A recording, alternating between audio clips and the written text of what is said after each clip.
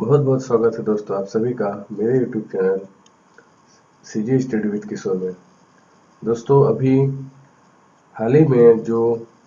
छत्तीसगढ़ लोक सेवा आयोग द्वारा यानी कि सीजीपीएससी द्वारा जो vacancy assistant conservator of forest के लिए निकाला गया है, उसके उस विज्ञापन के अंतर्गत क्या नियम और किस तरह की शर्तें दी गई हैं, जिसके आधार पर हम एक अच्छे से तैयारी कर सकते हैं। तो उसे अच्छी तरह से समझने और जानने की कोशिश करते हैं ताकि हमारा तैयारी गलत दिशा में ना हो। एक सही टारगेट बनाते हुए हम अच्छी तरह से सिलेबस को समझने की कोशिश करेंगे, जिससे हम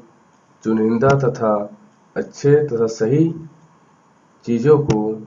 हम पढ़कर परीक्षा में अच्छे मार्क्स लाकर सिलेक्शन ले सकते हैं। तो दोस्तों आइए देखते हैं छत्तीसगढ़ लोक सेवा आयोग द्वारा जो पूरे विज्ञापन में छत्तीसगढ़ वन सेवा संयुक्त परीक्षा 2020 के बारे में जो विज्ञापन निकाला गया था, उसके बारे में कब, कैसे और किस तरह से करें तैयारी एसीएफ की छत्तीसगढ़ वन सेवा संयुक्त परीक्षा की। चलिए देखते हैं दोस्तों। तो आइए शुरू करते हैं। छत्तीसगढ़ लोक सेवा आयोग रायपुर द्वारा विज्ञापन क्रमांक 7 2020 परीक्षा दिनांक 04/6/2020 परीक्षा की तिथि जो है 10/6/2020, प्रकाशन की तिथि जो है 10/6 यानी कि प्रकाशित किया गया था 10 जून 2020 को। छत्तीसगढ़ वन सेवा संयुक्त परीक्षा के अंतर्गत दोस्तों मतलब यह होता है कि 2-3 पोस्ट के लिए एक ही एग्जाम लिया जाएगा, जिससे दोनों में ही या सभी में ही सिलेक्शन कर दिया जाएगा। तो दोस्तों ऑनलाइन आवेदन करने की तिथि जो है 16 जून 2020 मध्याह्न दोपहर यानी कि 12 बजे से दिनांक 15 जुलाई 2020 रात्रि 11:59 यानी 12 बजे तक लिखित परीक्षा की तैयारी होगी तथा लिखित परीक्षा की तिथि 20 सितंबर 2020 को रखी गई है। तो दोस्तों आइए देखते हैं इसके लिए क्या अर्हताएं तथा किस तरह के नियम और शर्तें दी गई हैं। तो दोस्तों हम पूरा डिटेल से समझने की कोशिश करेंगे कि फॉर्म भरने से लेकर कर परीक्षा की अंतिम तिथि तथा सिलेक्शन तक के लिए क्या प्रोसेस होगी, उसके बारे में अच्छे तरह से समझेंगे। तो आइए शुरू करते हैं। जैसे दोस्तों यहाँ लिखा हुआ है, विज्ञापित पद हेतु आवेदन केवल ऑनलाइन ही स्वीकार किए जाएंगे, यानी कि किसी तरह का ऑफलाइन नहीं होना है। किसी भी प्रकार के मैनुअल अथवा डाक द्वारा भेजे गए आवेदन पत्र को स्वीकार नहीं किया जाएगा। परीक्षा के लिए आवेदन करने के लिए वाले अभ्यर्थियों को आवेदन करने के पूर्व स्वयं सुनिश्चित करना चाहिए कि वे परीक्षा में प्रवेश हेतु सभी पात्रता शर्तों को पूरा करते हैं अतः किस तरह के पात्रता अर्हताएं रखी गई हैं उसको पूरा करता हो। सभी पात्रता शर्तों को पूरा करने वाले अभ्यर्थियों को ही आवेदन करना चाहिए यानी करना होगा। परीक्षा के सभी स्तरों पर उसका प्रवेश पूर्णतः अंतिम होगा, चाहे वह निर्धारित पात्रता शर्तों को पूरा करते हो अथवा नहीं। अभ्यर्थी का प्रवेश पत्र जारी किए जाने का अर्थ यह नहीं होगा कि उसकी अभ्यर्थता आयोग द्वारा अंतिम रूप से स्वीकार कर ली गई है। परीक्षा साक्षात्कार हेतु अभ्यर्थी के चिन्हांकन के बाद ही आयोग पात्रता शर्तों को जांच करेगा। इसके अलावा उपरोक्त परीक्षा के लिए अभ्यर्थियों द्वारा परीक्षा शुल्क व पोस्टल शुल्क का भुगतान credit, debit, internet banking, cash deposit के माध्यम से किया जा सकता है। यानी ऑनलाइन के सारे प्रोसेस के माध्यम से हम फॉर्म के लिए जो फीस रखी गई है उसे पे कर सकते हैं। परीक्षा शुल्क के लिए भुगतान के लिए किसी बैंक या ड्राफ्ट अथवा चेक स्वीकार नहीं किए जाएंगे, यानी कि किसी ड्राफ्ट के माध्यम से या चेक के माध्यम से पेमेंट को स्वीकार नहीं करेंगे।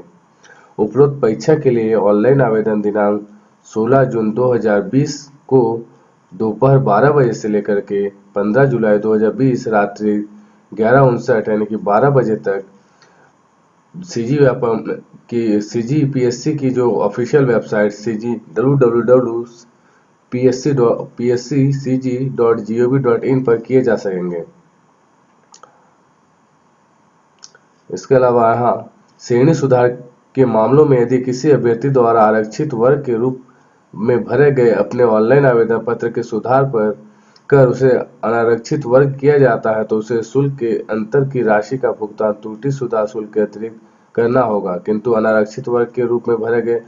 ऑनलाइन आवेदन पत्र को आरक्षित वर्ग में परिवर्तन की स्थिति में शुल्क अंतर की राशि वापस नहीं की जाएगी।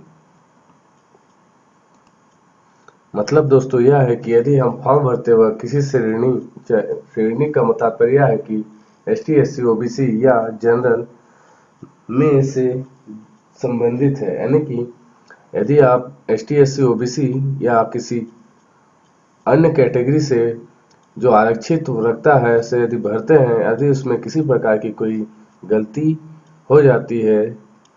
कि वह अनारक्षित है तो उसे शुल्क के अंतर की राशि का भुगतान जो भी मतलब कम बेसी होता है उसका भुगतान नहीं किया जाएगा, तथा यदि अनारक्षित वर्ग के रूप में जो फॉर्म भरता है और उसे वह यदि आरक्षित वर्ग का अभ्यर्थी है तो परिवर्तन की स्थिति में शुल्क अंतर की राशि वापस नहीं की जाएगी। हमारा दूसरा भारत और दोस्तों यहाँ पे जो है पूरा बना हुआ है यह कौन सा पोस्ट और कौन से वर्ग के लिए कितनी सीट रखी गई है उसके बारे में डिटेल से बताया गया है। चलिए देखते हैं एक बार। सहायक वन रक्षक के जो पद है इसमें अनारक्षित वर्ग के लिए 8 पोस्ट है, अनुसूचित जाति के लिए 3 है, अनुसूचित जनजाति के लिए 6 है और जो बैकलॉग वर्ग है उसके लिए 2 है और ये पिछड़ा वर्ग के लिए 2 है सहायक वन रक्षक का पद। और यहाँ जो महिलाओं के लिए जो आरक्षित सीट है ये अनारक्षित के लिए है 2 और अनुसूचित जाति के लिए नहीं है दोस्तों, अनुसूचित जनजाति के लिए है 2। इस तरह से कुल 19 है तथा बैकलॉग के लिए केवल 2 जो कि अनुसूचित जनजाति के लिए ही आरक्षित है। इसके अलावा दोस्तों दूसरा पद है वन क्षेत्रपाल का जो कुल अनारक्षित के लिए 66 पोस्ट है पद है तथा अनुसूचित जाति के लिए 19, अनुसूचित जनजाति के लिए 50 तथा पिछड़ा वर्ग के लिए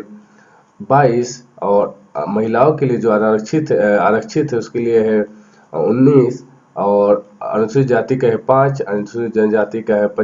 15 तथा पिछड़ा वर्ग का 6 पद आरक्षित है। तो इस तरह से यहाँ कुल 157 है तथा दोनों पोस्टों को मिलाकर कुल 178 पद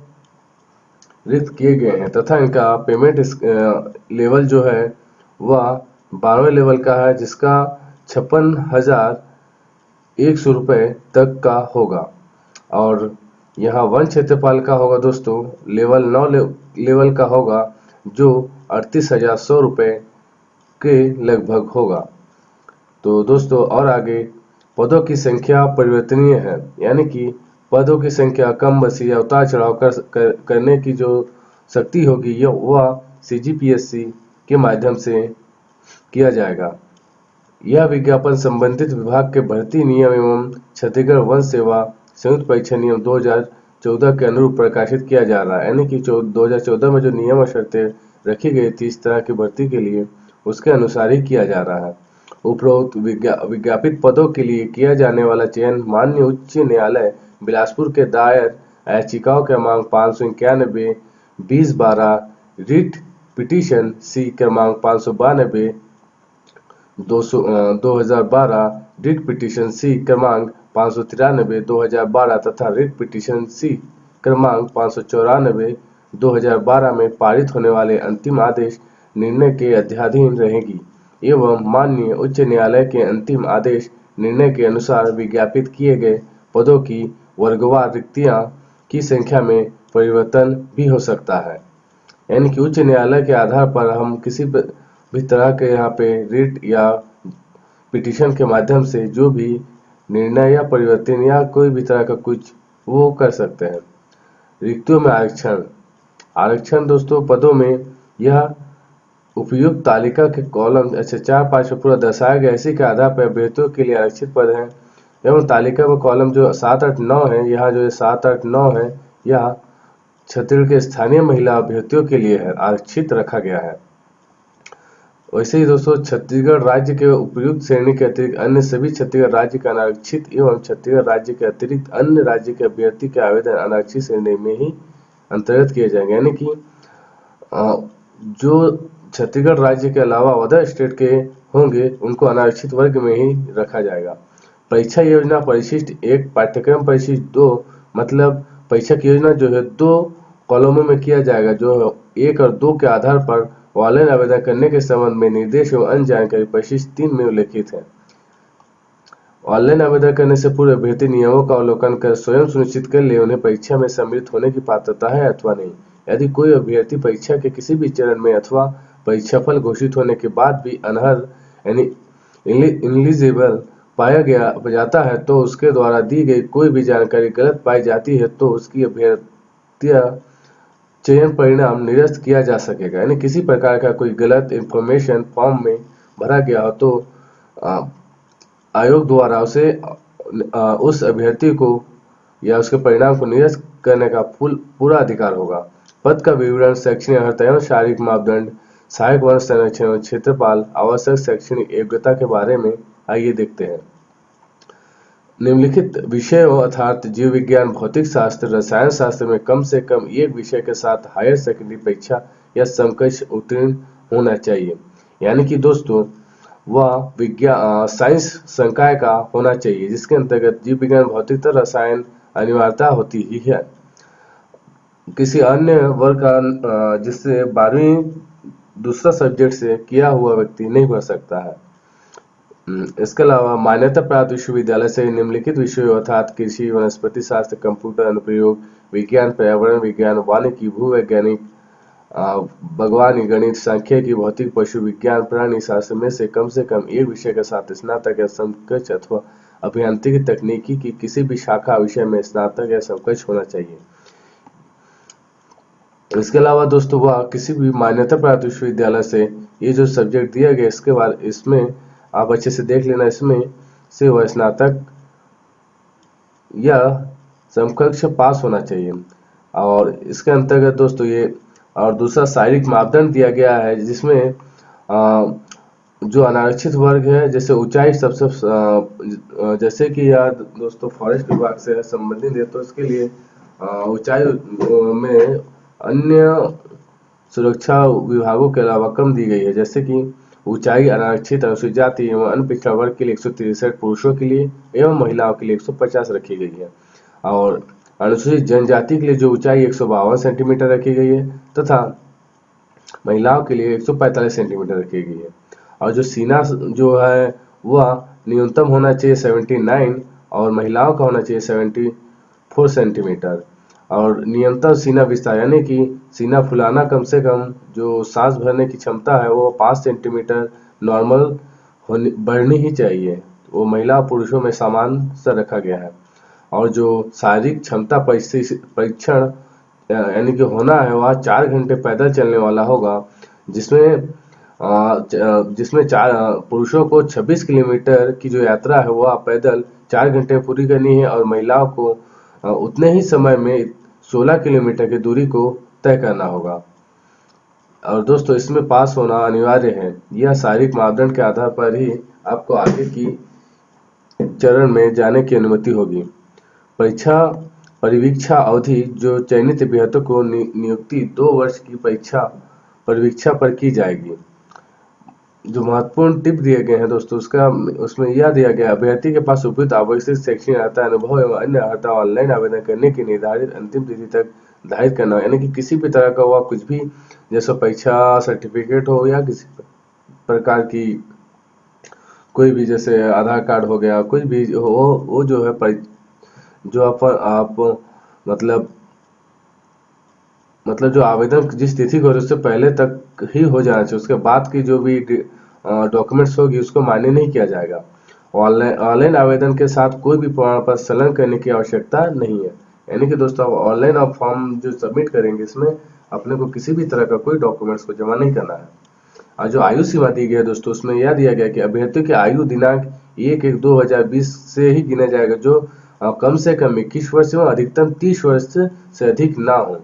परंतु दोस्तों छत्तीसगढ़ के स्थानीय निवासियों के लिए जो है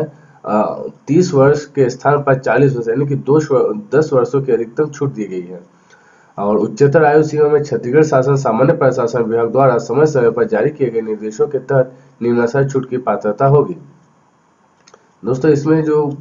मुख्य रूप से जो होगी तो बता दिया हूँ, बाकी इसमें जो सभी वर्गों के लिए है इसमें कुछ है, इसको आप एक बार देख लीजिएगा। मैं इसको पूरा डिटेल से बताने जाऊंगा तो वीडियो जो है काफी बड़ी हो जाएगी।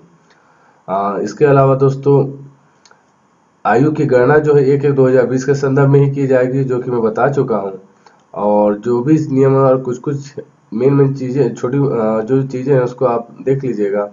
और दोस्तों यहाँ हम मुख्य रूप से सिलेबस को एक बार देख लेते हैं ताकि कम समय में इस चीज को पूरा कर सके। बाकी दोस्तों इसको आप एक बार खुद से स्क्रॉल करके या वीडियो को बार बार पॉज करके वो करके आप इसको आराम से देख सकते हैं। तो आइए दोस्तों हम परीक्षा के संबंध में थोड़ा सा एक चीज यहाँ से देख लेते हैं। आयोग द्वारा आयोजित परीक्षा प्रणाली में पुनर्गणना तथा पुनर्मूल्यांकन का प्रावधान नहीं है, यानी कि एक ही बात जो होगा उसी के आधार पर ही होगा। इस संबंध में किसी के भी अभ्यावेदन पर विचार नहीं किया जाए। किसी प्रकार का कुछ भी आवेदन आप यदि करते हैं तो उस पर आयोग द्वारा कोई तरह का कोई निर्णय नहीं लिया जाएगा। अभ्यर्थी आयोग को परीक्षा के प्रश्न पत्र में मुद्रण त्रुटि, प्रश्न पत्र की संरचना एवं उत्तर में त्रुटि के संबंध में परीक्षा के पश्चात दिनांक नियंत्रक छत्तीसगढ़ लोक सेवा आयोग शंकरगढ़ नगर रोड रायपुर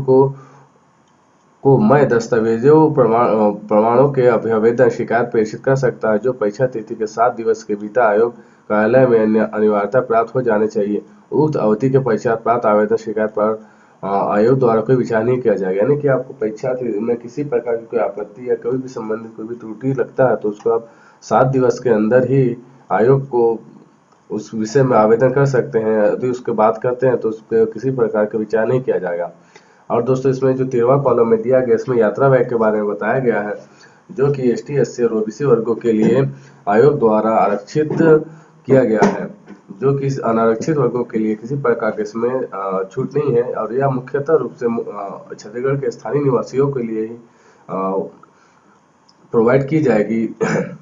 जैसे कि वो रेलवे से सफर करते हैं तो उनके पास उस टिकट होना चाहिए वहाँ पे दिखाने के लिए, और एक फॉर्म सबमिट करना होता है जिसमें उनको सारा डिटेल भरना होता है। उसका बाद ही उनको जो है यात्रा भत्ता दिया जाता है। तो साक्षात्कार के लिए दोस्तों जो है आगे 13 का कॉलम 2 में दिया गया, साक्षात्कार हेतु उपस्थित होने वाले उपरोक्त श्रेणियों में अभ्यर्थियों को साधारण दर्जे का वास्तविक टिकट किराया राशि का भुगतान नियमों से करने का, मतलब कि ऊपर में ही जो दिया गया है जब साक्षात्कार के लिए आते तभी यही प्रोसेस ही लागू होगी। दोस्तों अब चयन प्रक्रिया के बारे में थोड़ा सा देखते हैं। इसमें जो है वही दिया गया है कि विज्ञापित पद पर चयन के लिए निर्धारित आवश्यक शैक्षणिक योग्यता न्यूनतम है, और इन योग्यता के होने से उम्मीदवार परीक्षा साक्षात्कार हेतु बुलाए जाने के हकदार नहीं हो जाते हैं। आयोग द्वारा अभ्यर्थी को चयन निर्धारित न्यूनतम योग्यता अथवा उच्च योग्यता अथवा दोनों के आधार पर साक्षात्कार हेतु उम्मीदवारों की संख्या सीमित करते हुए आयोग द्वारा केवल साक्षात्कार द्वारा अथवा परीक्षा एवं साक्षात्कार के माध्यम से ही किया जाएगा। इन चयन प्रक्रिया जो है वह साक्षात्कार जो तीनों प्रोसेस है उसके आधार पर ही किया जाएगा, उसमें किसी प्रकार की कोई और सुनवाई नहीं होगी। उम्मीदवार का चयन परीक्षा एवं साक्षात्कार के माध्यम से किया जाएगा, यानी कि पहले परीक्षा होगी उसके बाद साक्षात्कार होगा, दोनों में आपको उत्तीर्ण होना जो अनिवार्य है, उसके बाद ही आपको जो सिलेक्शन हो पाएगा। परीक्षा योजना परिशिष्ट 1 अथवा पाठ्यक्रम परिशिष्ट 2 में प्रकाशित जो मतलब सिलेबस हो 1 और 2 में दिया गया है। परीक्षा तो रायपुर, दुर्ग, भिलाई, जगदलपुर, अंबिकापुर में बिलासपुर परीक्षा केंद्र होगी, यानी कि जो सभी संभागों के में परीक्षा की तैयारी किया, जैसे दुर्ग में हो सकता है, भिलाई में होगा, जगदलपुर जो कि बस्तर की मुख्यालय है, और अंबिकापुर जो कि सरगुजा की है, तो बिलासपुर संभाग में भी केंद्र होगी। ऑनलाइन आवेदन तो चयन आवेदन शुल्क जो है दोस्तों यहाँ दिया गया है, उसको आप एक बार देख लीजिएगा, जो कि आवेदकों के लिए 400 रुपये, मतलब जैसे अनुसूचित जाति, अनुसूचित जनजाति, पिछड़ा वर्ग के लिए 300 रुपये, और जो छत्तीसगढ़ के बाहर निवासी अनारक्षित उनके लिए 400 रुपये मानदेय होगा। और दोस्तों जैसे हम अभी परिशिष्ट 1 परीक्षा जो योजना जो उसके अंतर्गत जो भी आपका क्राइटेरिया होगी उसके बारे में देखते हैं। यह संयुक्त परीक्षा निम्नानुसार होगी। छत्तीसगढ़ वन सेवा संयुक्त परीक्षा प्रथम चरण लिखित परीक्षा, जिसके माध्यम से छत्तीसगढ़ वन सेवा संयुक्त परीक्षा द्वितीय चरण साक्षात्कार हेतु अभ्यर्थियों का अर्हता निर्धारण किया, यानी कि प्रथम परीक्षा के माध्यम से ही अपने को साक्षरता में जाने का जो है न्यूनतम मार्क्स से वह निर्धारित किया जाएगा तथा उसका चयन प्रक्रिया के लिए आगे बढ़ाया जाएगा। द्वितीय चरण जो है अपना साक्षात्कार होगा, जिसमें लिखित परीक्षा और साक्षात्कार में प्राप्त अंकों के आधार पर मेरिट के अनुसार विभिन्न श्रेणियों की सेवाओं तथा पदों के लिए अभ्यर्थियों का चयन अभी मान्यता के आधार पर किया जाएगा। द्वितीय चरण में दोस्तों साक्षात्कार होगा, जैसे पहला लिखित होगा, उसके बाद द्वितीय में जो साक्षात्कार जो कि जिसे इंटरव्यू कहते हैं उसके माध्यम से ही आपको तथा उसके प्राप्त अंकों के आधार पर आपको मेरिट बनाया जाएगा तथा इसके अनुसार आपको पोस्ट डिवाइड या बांट दिया जाएगा, अलाउंस किया जाएगा। लिखित परीक्षा दोस्तों ऐसा होगा, प्रथम चरण लिखित परीक्षा में वस्तुनिष्ठ प्रकार के 2 प्रश्न पत्र निम्नानुसार होंगे। प्रश्न पत्र प्रथम में होगा सामान्य अध्ययन, जो सामान्य अध्ययन होता है भाषा हिंदी, अंग्रेजी एवं छत्तीसगढ़ एवं बुद्धिमत्ता परीक्षण जिसे हम रीजनिंग कहते हैं। विश्लेषण होगा, तार्किक योग्यता रीजनिंग के अंतर्गत आता है कि जिसकी से कुल संख्या 150 होगी, जो कि 2.5 घंटे की होगी, यानी कि 150 मिनट की, तथा इसका कुल अंक 300 होगा। इसका प्रश्न नंबर दूसरा में दोस्तों जो अपना मेन साइंस का सब्जेक्ट वाले भी भर सकते हैं, जैसे कि हम लोग पहले पढ़ चुके हैं या जान चुके हैं, तो उसी से संबंधित क्वेश्चन होंगे प्रश्न पत्र दूसरा में, जिसमें विज्ञान, प्रौद्योगिकी, पर्यावरण, कृषि विज्ञान, वानिकी से संबंधित सवाल किए जाएंगे, जिसमें भी दोस्तों कुल 150 प्रश्न होंगे तथा वह 2-2.5 घंटे का होगा तथा इसमें कुल अंक 300 अंक का होगा। दोस्तों प्रथम चरण लिखित परीक्षा के प्रश्न पत्र वस्तुनिष्ठ बहुविकल्प प्रकार के होंगे। प्रत्येक प्रश्न के लिए 4 सामान्य, यानी कि दोस्तों जो है सभी तरह के प्रश्न पूछे जाएंगे मिला जुला कर, जिसमें से 4 ऑप्शन दिए जाएंगे, उसमें से आपको सही आंसर को टिक करना है। उत्तर पुस्तिका में जैसे अवसाद के रूप में जो है गोला भरना है। और इसमें जो दोस्तों माइनर मार्किंग होगी, जो कि 1/3 होगी, यानी कि आप जितनी गलतियां प्रश्न सही करते हैं और जितने गलतियां करते हैं उसके आधार पर उसको माइनस करके उसका परसेंटेज निकाला जाएगा कुल अंकों से, तो उसी के आधार पर आपको अंकों की गणना मान्य होगी। बाकी लिखित परीक्षा के अंतर्गत प्रत्येक प्रश्न पत्र में कम से कम 33% प्राप्त करने होंगे, मतलब कम से कम 33% प्राप्त करने होंगे अभ्यर्थियों को। और अनुसूचित जाति, अनुसूचित जनजाति अथवा अन्य पिछड़े वर्गों के लिए 10 अंक आपका जो है आरक्षित किया जाता है, जो कि 23% होने अनिवार्य है। साक्षात्कार के लिए आमंत्रित किए जाने वाले अभ्यर्थियों की संख्या विज्ञापन में दी गई स्थानों की संख्या के लगभग 3 गुना होगी, यानी कि साक्षात्कार में जो कुल संख्या जो दिए गए हैं, आपका पोस्ट दिए गए हैं, उसका 3 गुना लोगों को साक्षात्कार में आमंत्रित किए जाएंगे तथा उनसे जो साक्षात्कार उसी के आधार पर आपको चयन सूची जारी की जाएगी। साक्षात्कार के लिए 75 अंक होंगे, इसके लिए कोई अहर्कारी न्यूनतम अंक नहीं होंगे, यानी कि कुल अंक तो इसके 75 होंगे, लेकिन इसके न्यूनतम अंक निर्धारित नहीं किए गए। वह परीक्षा वह साक्षात्कार के दौरान ही विज्ञापन के प्रभारियों के आधार पर प्रभारी लोग मिलकर निर्धारित करेंगे। तो दोस्तों हम लोग आइए सिलेबस की ओर एक नज़र डालते हैं, जो कि मुख्य भूमिका निभाएगी आपके एसीएफ परीक्षा की तैयारी में, जो कि संयुक्त वन सेवा के लिए बहुत ही महत्वपूर्ण होगी, क्योंकि बिना सिलेबस सही डायरेक्शन के हम तैयारी करेंगे तो हमको सही नतीजा, सही परिणाम नहीं प्राप्त होंगे। तो आइए एक बार मुख्य रूप से सिलेबस है जो कि हमारा परीक्षा का पाठ्यक्रम है, उसको एक बार नज़र डालते हैं। जो सबसे बड़े सामान्य अध्ययन के अंतर्गत दोस्तों छत्तीसगढ़ का इतिहास एवं स्वतंत्रता आंदोलन में छत्तीसगढ़ का योगदान, छत्तीसगढ़ का भूगोल, जलवायु, भौतिक दशाएं, जनगणना, पुरातात्विक एवं पर्यटन केंद्र, छत्तीसगढ़ का साहित्य, संगीत, नृत्य कला एवं संस्कृति, जनौला, मुहावरे होना एवं लोकोक्तियों का होना होगा, जिसमें से सवाल किए जाएंगे। छत्तीसगढ़ की जनजातियां, विशेष परंपराएं, तीज एवं त्योहार से भी पूछे जाएंगे।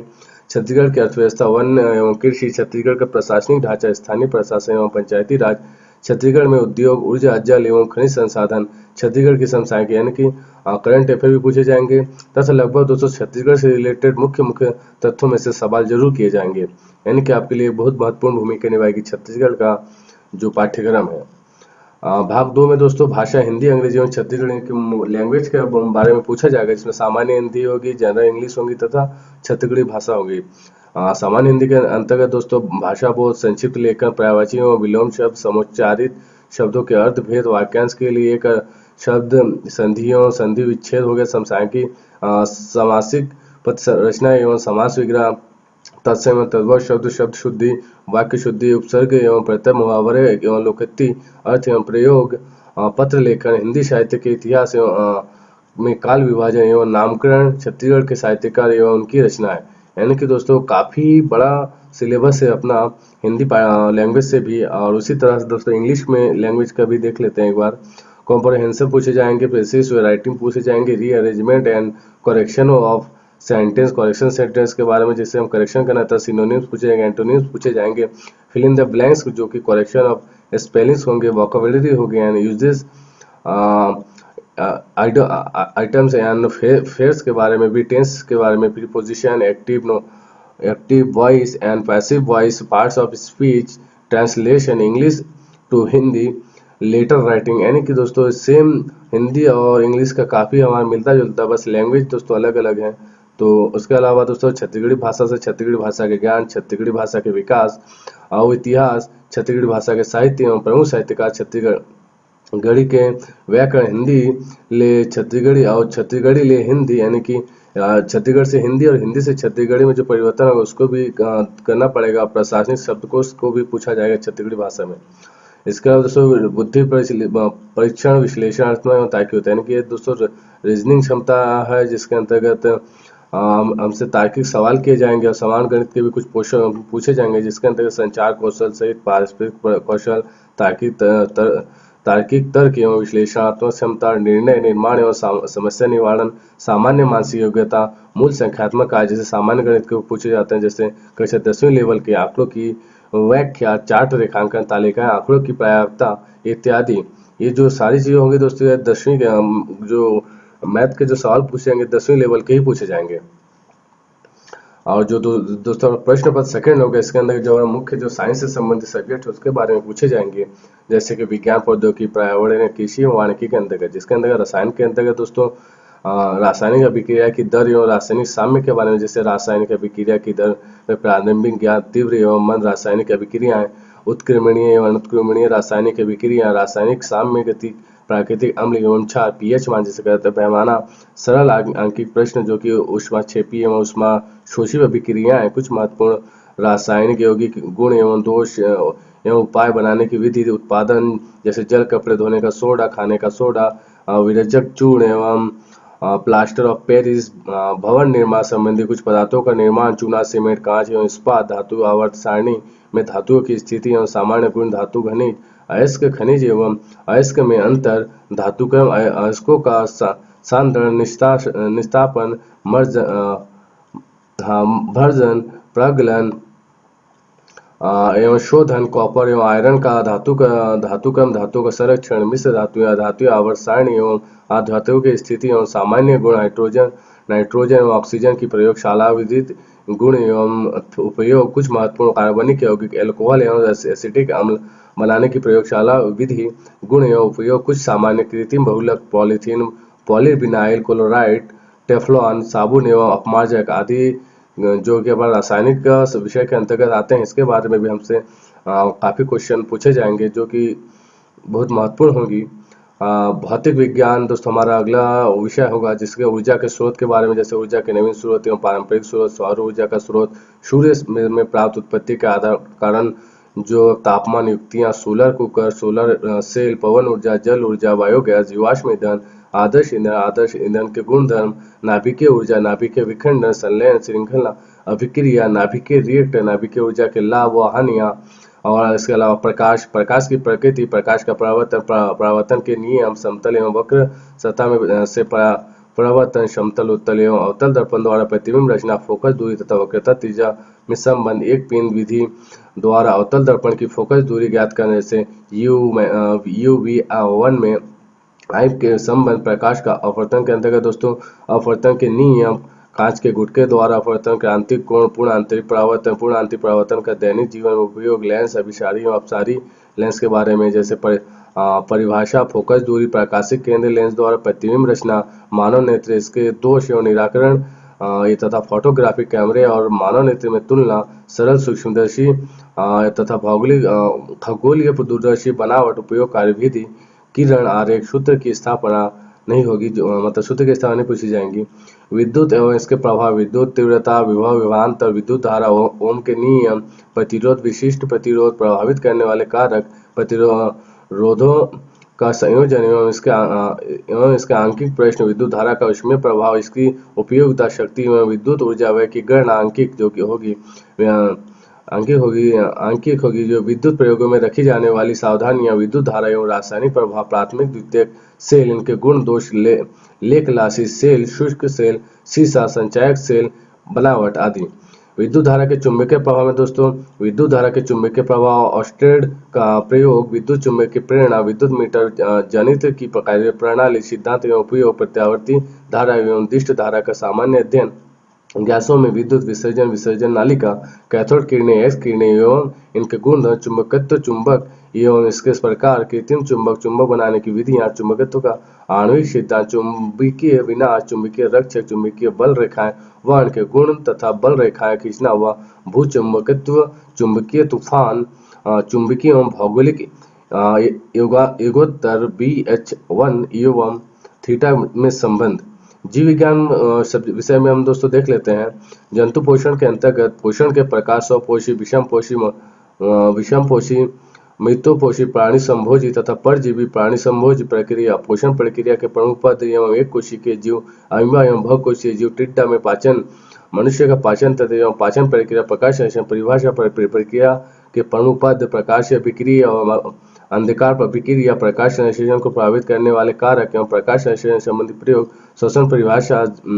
श्वसन के अंतर्गत परिभाषा, जीव के श्वसन अंग, श्वसन एवं श्वासोच्छ्वास, श्वसन के प्रकार, वाक्सी श्वसन एवं अनाक्षी श्वसन, मनुष्य का श्वसन तंत्र एवं श्वसन प्रक्रिया से संबंधित जानकारी, श्वसन गुणांक, कार्बोहाइड्रेट, वसा एवं प्रोटीन का, और परिवहन के अंतर्गत पौधों में जल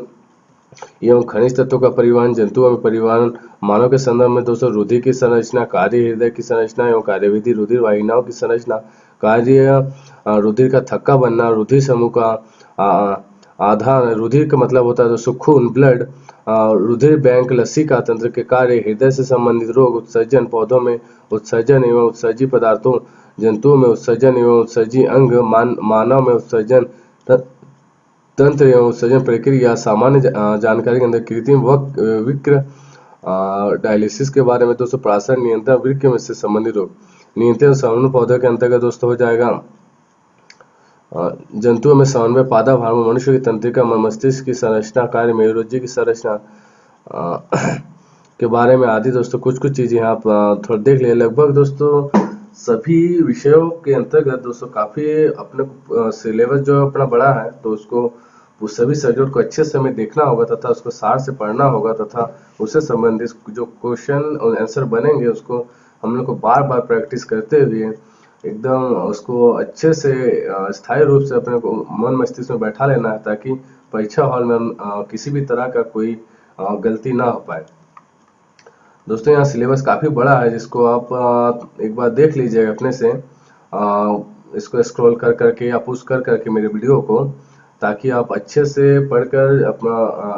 जो सिलेबस दिया गया है, जो जिसमें से सवाल पूछे जाएंगे उसके बारे में आप अच्छे से बना सकें तथा अच्छी से तैयारी करके परीक्षा में अच्छे अंक प्राप्त कर सकें। दोस्तों इसी तरह से देखिए, कृषि विज्ञान से पूछे जाएंगे, पर्यावरण से पूछे जाएंगे, प्रौद्योगिकी से पूछे जाएंगे, वानिकी से पूछे जाएंगे। तो लगभग हमारा जो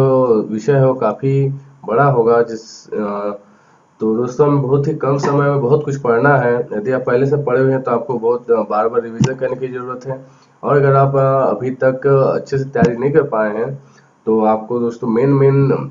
टॉपिकों को अच्छे से ध्यान देना है। जिस सब्जेक्ट में आपकी अच्छी पकड़ है उसको आपको और अच्छे से करना है, तथा जिसमें थोड़ा कम है उसमें भी न्यूनतम प्राप्त करने की कोशिश करना है, तथा उसमें आप अच्छे मेहनत से दोस्तों, हमारे पास अभी सितंबर